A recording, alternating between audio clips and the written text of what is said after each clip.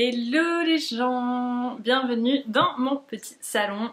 J'ai décidé de changer de pièce pour filmer mes vidéos parce que mon bureau ne ressemble toujours pas à un bureau.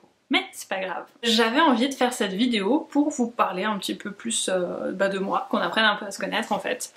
Et je me suis dit, pour ça, quoi de mieux que de vous faire un petit storytelling sur un truc fun qui m'est arrivé dans ma vie. Obligée de vous dire que le truc le plus fun qui m'est arrivé dans ma vie, c'est de me faire arrêter par les douanes mexicaines.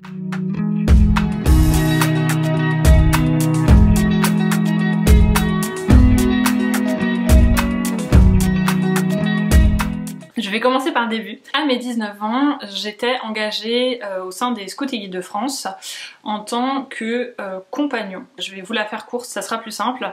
En fait, on était un groupe de 5 potes et pendant 2 ans, on a travaillé autour d'un projet de solidarité. Le principe de ce projet, c'est que pendant 2 ans, on a travaillé pour récolter des fonds pour pouvoir partir au Mexique et faire de l'animation auprès de jeunes enfants dans les favelas. Donc les favelas, c'est des pseudo-bidonvilles de Tijuana. C'est pas le bon terme bidonville parce qu'en fait, ils sont installés dans plus ou moins dans des vraies maisons, selon leur situation financière et sociale. Petite édite, parce que je suis en train de faire le montage et je me rends compte qu'à ce moment-là, je vous parle énormément du projet en tant que tel, de pourquoi on est allé là-bas, de qu'est-ce qu'on a fait, de comment on a fait pour récolter de l'argent, pour partir tous les 5 ensemble, alors que on n'a pas mis énormément de nos sous personnels. C'est extrêmement long à ce moment-là, c'est pas trop le sujet de la vidéo, du coup je me suis dit peut-être que ça pourrait vous intéresser éventuellement dans une autre vidéo, parce que c'était vraiment une expérience de dingue, en plus d'avoir été en prison à Tijuana. Si jamais ça vous intéresse, dites-le moi en commentaire et puis je pourrais éventuellement vous faire une vidéo dessus pour détailler un peu plus. C'était vraiment une super expérience et on a aussi fait plein de rencontres au niveau local d'autres jeunes de la ville. On a rencontré un mec qui s'appelait Poki qui était super fun. On a rencontré aussi Carlos qui est un tatoueur qui maintenant est devenu super connu et qui fait le tour de l'Europe pour son talent en tant que tatoueur. On a rencontré aussi Félix, c'est un Mexicain qui est allé en France pour faire un échange.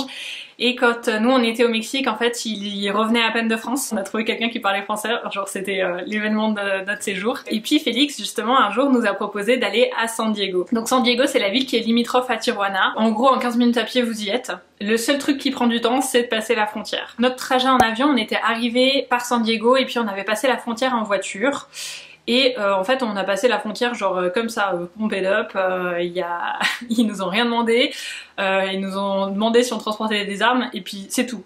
Genre ils nous ont pas demandé si on avait un visa, ils nous ont rien demandé du tout. On s'est pas trop posé de questions, honnêtement, comme dit, j'avais que 19 ans.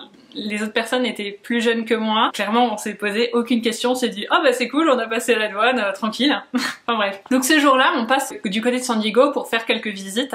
Et puis c'était plutôt sympa, on a passé une bonne journée d'ailleurs, on a vu plein de choses. C'était la première fois que je voyais des otaries en vrai. Et donc on a fini notre journée et on a voulu repartir côté Mexique. C'est là où on était logés, c'est là où on faisait notre projet, donc on avait fait cette journée off et on a voulu revenir le soir.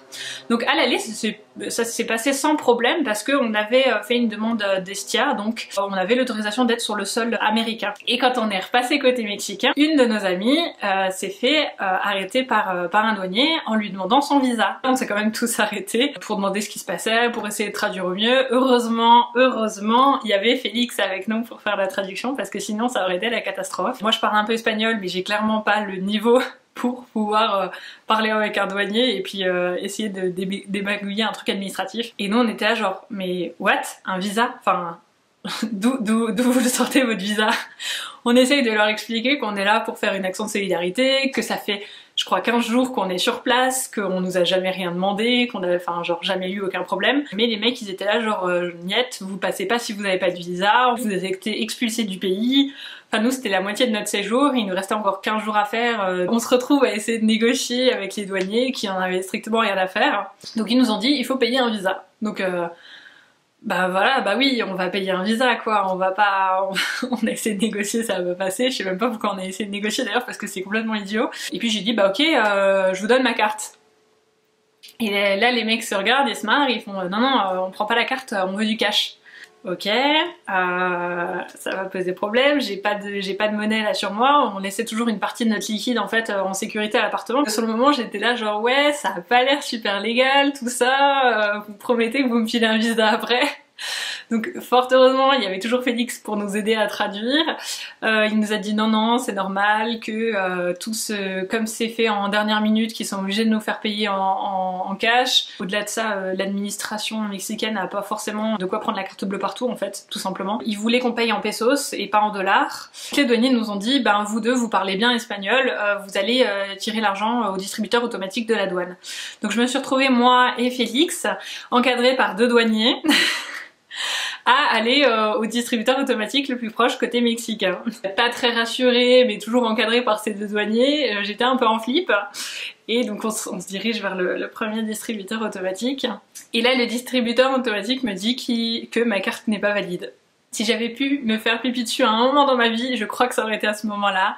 Je me voyais pas faire demi-tour et dire à ces deux douaniers bah en fait la carte elle fonctionne pas. On fait comment? Heureusement, Félix était avec moi, je vais le dire 1 million de fois dans cette vidéo parce que littéralement Félix nous a sauvé la vie tout du long pour faire la traduction, pour essayer d'apaiser un petit peu parce que je crois qu'à ce moment-là ils ont clairement cru que je me foutais d'eux. Donc Félix discute avec eux, il leur dit bah oui on peut peut-être essayer un autre distributeur automatique. Donc on continue et il voyait que j'étais complètement stressée, que je n'en pouvais plus, que j'étais littéralement sur le point de mourir quoi. De stress, j'avais des palpitations cardiaques tellement je me sentais mal. J'imaginais mes potes coincés à la douane, genre dans une petite pièce tous. Et Félix me dit comme ça en déconnant en français, il me dit tu sais quoi, je les retiens les deux et puis toi tu cours vers la frontière. Mais t'es sérieux là? Enfin, je vais pas faire ça. Et donc au deuxième distributeur automatique, j'ai enfin réussi à retirer la grosse angoisse. Quand je suis sortie du distributeur automatique, j'ai jamais été aussi soulagée de ma vie. Je me suis dit pourvu que maintenant les deux douaniers ils m'attaquent pas et que je me retrouve pas sans argent ni rien.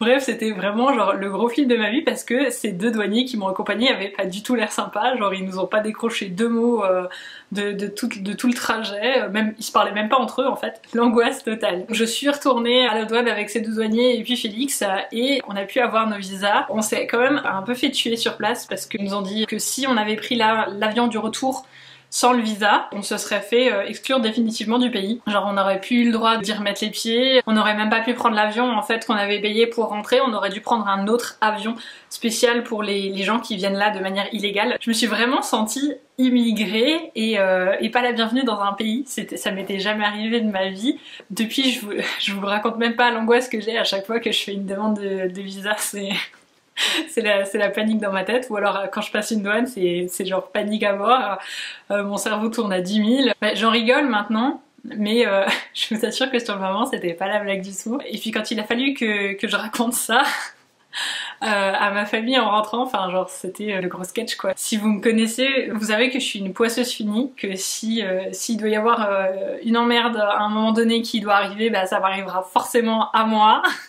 Et donc bah voilà, ça m'est arrivé, je me suis retrouvée arrêtée par les douaniers mexicains. Et au final d'ailleurs, pour la petite histoire, moi j'imaginais mes potes trop dans la galère pendant que j'étais en train de chercher cet argent. Et puis eux ils m'ont dit ah non on s'est fait installer dans une petite pièce tout seul, mais genre ils nous ont servi des verres d'eau et tout, super tranquille. Alors que moi j'étais en panique totale en train d'avoir des palpitations cardiaques encadrées par deux mecs pas du tout sympas. Voilà, au final tout est bien qui finit bien, on a pu finir notre projet, on a pu encore faire ces 15 jours d'animation à Tijuana et puis après visiter la Basse-Californie. Et puis on a pu surtout finir notre voyage et puis rentrer de manière safe en France. Je sais pas si ça vous éclate que je vous raconte mes malheurs comme ça, mes petites péripéties qui m'arrivent dans ma vie. J'espère que ça vous a plu, je vous raconte cette petite histoire. Je suis sûre que ça ressemblera à rien, que je suis partie dans tous les sens, j'ai pas du tout suivi la trame que je m'étais faite pour vous raconter ça, mais c'est pas grave. Dites-moi si vous voulez que je vous raconte d'autres petites anecdotes comme ça, j'en ai clairement un paquet à vous raconter si ça vous plaît.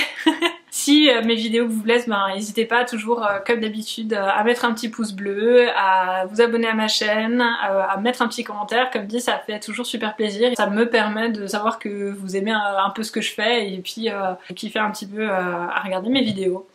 Voilà, ciao ciao.